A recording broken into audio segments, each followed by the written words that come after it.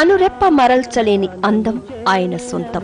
ఎన్నో మర్చిపోలేని పాత్రలకు జీవం పోసి ఆంధ్రుల గుండెల్లో మహారాజుగా వెలుగొందింది ఆయన రూపం. ఇద్దరు భార్యల మధ్య నలిగిపోయే పాత్రల్లో నటించి మహిళా ప్రేక్షకుల హృదయాల్లో చెరగని ముద్ర వేసిన ఫ్యామిలీ హీరో ఆయన. తుది శ్వాస విడిచే వరకు అన్నమాటకు కట్టుబడ్డ మహా మనిషి. శోభన్ బాబు జీవన ప్రయాణమే ఈనాటి చిత్రాలయ.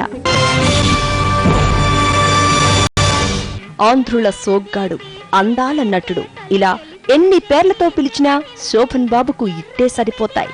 తన గ్లామర్ తో అందానికే అందంగా నిలిచిన ఆయన కొన్ని సినిమాల్లో డీగ్లామరైజ్ క్యారెక్టర్స్ ని కూడా రక్తి కట్టించారు. నాటి ఎన్టీఆర్ నుంచి నేటి నాగార్జున వరకు ఎంతమంది హీరోలున్నా టాలీవుడ్ లో ఎవర్ గ్రీన్ సోగ్గాడు మాత్రం శోభన్ బాబే. గాలి వానలో వాన నీటిలో పడవ ప్రయాణం, తీరమెక్కడో గమ్యమేమిటో తెలియదు పాపం, తెలియదు పాపం. గాలి వానలో వాన నీటిలో పడవ ప్రయాణం, తీరమెక్కడో గమ్యమేమిటో తెలియదు పాపం, తెలియదు పాపం. శోభన్ బాబుగా ప్రేక్షకుల గుండెల్లో చిరస్థాయిగా నిలిచిపోయిన ఈయన అసలు పేరు ఉప్పు శోభన చలపతిరావు. సినిమాల్లోకి వచ్చాక ఆయన పేరును శోభన్ బాబుగా మార్చుకున్నారు. జనవరి 14, 1937 సంవత్సరంలో ఓ సాధారణ రైతు కుటుంబంలో జన్మించారు. ఈయన సొంత ఊరు కృష్ణా జిల్లా నందిగామలోని ఓ కుగ్రామం. శోభన్ బాబుకు 1958 మే 15న కాంతాకుమారితో వివాహమైంది. ఈయనకు ఓ కుమారుడు, 3 కుమార్తెలు. శోభన్ బాబు చిన్నప్పటి నుంచే నాటకాలంటే ఎక్కువ ఆసక్తిని చూపించేవారు. స్కూల్లో చదివే రోజుల్లోనే ఎన్నో నాటకాల్లో నటించారాయన. ఓవైపు విద్యను కొనసాగిస్తూనే మరోవైపు ఊళ్ళో వేసే నాటకాల్లో నటిస్తూ తక్కువ సమయంలోనే తనలోని నటుడికి సానపెట్టారు శోభన్ బాబు. హై స్కూల్ చదువుకు వచ్చేసరికి గుంటూరు ఏసీ కాలేజీలో పునర్జన్మ అనే నాటకంతో మంచి నటుడిగా పేరు సంపాదించుకున్నారాయన. హై స్కూల్ చదువు పూర్తయ్యాక విజయవాడలో ఇంటర్మీడియట్, డిగ్రీలను పూర్తి చేశారు. డిగ్రీ పూర్తయ్యాక మద్రాసులోని ఓ లా కళాశాలలో చేరారు శోభన్ బాబు. ఓవైపు లాయర్ కోర్స్ చేస్తున్నా అతని ధ్యాసంతా సినిమాలపైనే ఉండేది. అందుకే న్యాయశాస్త్రాన్ని అభ్యసిస్తూనే సినిమా ప్రయత్నాలను కూడా మొదలు పెట్టారాయన. ఉదయం అంతా కాలేజీలో చదువుకుంటూ మధ్యాహ్నం స్టూడియోల చుట్టూ చక్కర్లు కొట్టేవారు శోభన్ బాబు. ఎన్టీఆర్ అంటే సోగ్గాడికి చాలా ఇష్టం.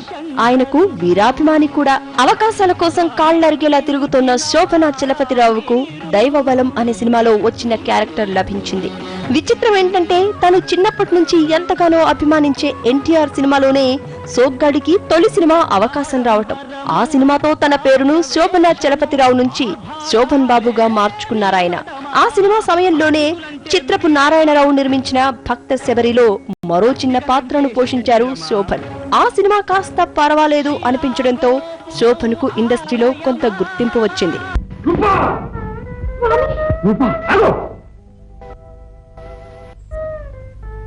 ఎవరు నువ్వు? మర్యాదగా విడిచిపెట్టు. తప్పు చేసిన వాళ్ళ శిక్ష అనుభవించి తీరాలి. తప్పు? ఏం తప్పు చేసింది? అనుమతి లేకుండా దివ్య పుష్పాన్ని కోయడం. ఓహోహోహో, మహా పెద్ద అపరాధమే జరిగింది. నీ వేషాలు కట్టిపెట్టి మర్యాదగా విడిచిపెడతావా, లేకపోతే ఈ కట్టికి బలవుతావా? సూర్యుడే కాసుకో.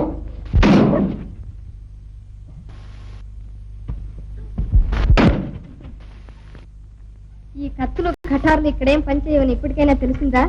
అప్పటికే కుటుంబ బాధ్యతలను మోస్తున్న శోభన్ బాబు వచ్చిన చిన్న చితక పాత్రలతోనే కుటుంబ భారాన్ని మోశారు. ఆ తర్వాత గూఢాచారి 116, పరమానందయ్య శిష్యుల కథ, నర్తనశాల, భీష్మ, సీతారామ కళ్యాణం వంటి సినిమాల్లో సహాయ పాత్రలు చేశారు శోభన్ బాబు. అలాంటి సమయంలో ఎన్టీఆర్, ఏఎన్ఆర్ తనకు ఎంతో సహాయం చేశారని చెప్పేవారు శోభన్ బాబు. అప్పటిదాకా చిన్న చిన్న క్యారెక్టర్స్ తో కెరీర్ నడిపిస్తున్న శోభన్ బాబుకు మంచి పేరు తెచ్చిపెట్టిన సినిమా వీరాభిమన్యు. ఆ సినిమాలో టైటిల్ రోల్లో మంచి నటనను ప్రదర్శించారు శోభన్. అదిగో నవలోకం వెలసే మన కోసం, నీలి నీలి మేఘాల లీనమై, ప్రియా నీవు నేను తొలి ప్రేమకు ప్రాణమై నీలి నీలి మేఘాల లీనమై ప్రియా నీవు నేను తొలి ప్రేమకు ప్రాణమై దూర దూర తీరాలకు సాగుదాం సాగి దూరవలపు సీమలో ఆగుదాం. ఆ వెంటనే చేసిన పొట్టి ప్లీడర్ సినిమా హిట్ కావటం, దాని తర్వాత బంగారు పంజరం సినిమాతో మంచి నటుడిగా పేరు తెచ్చుకోవడంతో ఇండస్ట్రీలో శోభన్ బాబు పేరు వినిపించటం మొదలైంది. ఇక 1969లో విడుదలైన మనుషులు మారాలి సినిమా సిల్వర్ జూబ్లీ ఆడేయడంతో సోలో హీరోగా మంచి బ్రేక్ ను తెచ్చుకున్నారు శోభన్ బాబు. ఆ సినిమాతో ఇండస్ట్రీలో తనకంటూ ఓ క్రేజ్ ని సంపాదించుకున్నారు ఆయన. మనుషులు మారాలి తర్వాత ఇండస్ట్రీలో వెనక్కి తిరిగి చూసుకోవాల్సిన అవసరం లేకుండా పోయింది శోభన్ బాబుకు. వెంటనే విజయాలు, ఘన విజయాలు పలకరించడంతో ఎన్టీఆర్, ఏఎన్ఆర్ లాంటి పెద్ద హీరోల నడుమ కూడా తన స్థానాన్ని తెలుగు ఇండస్ట్రీలో సుస్థిరం చేసుకున్నారు ఈ అందగాడు. చెప్పు నేలా, నేనంటే నీకు ఇష్టం లేదా? ఒక్క మాట చెప్పు నేలా.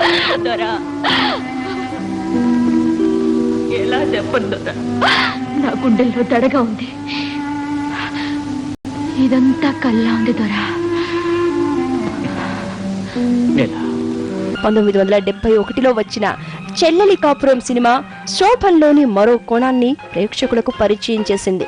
ఆ సినిమాలో చెల్లి సంతోషం కోసం పాటుపడే అన్నయ్యగా శోభన్ నటన అందరినీ కదిలించింది. ఇక ఆ సినిమాలో డీగ్లామరైజ్ రోల్లో శోభన్ నటన అద్భుతమనే చెప్పాలి.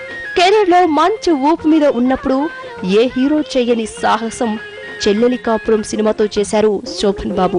కన్నుల ముందు నీవుంటే కవిత పొంగి పారదా, తొలిచి గురుల చూడగానే కల కోకిల కూయదా. కన్నుల ముందు నీవుంటే కవిత పొంగి పారదా, తొలిచి గురుల చూడగానే కల కోకిల కూయదా.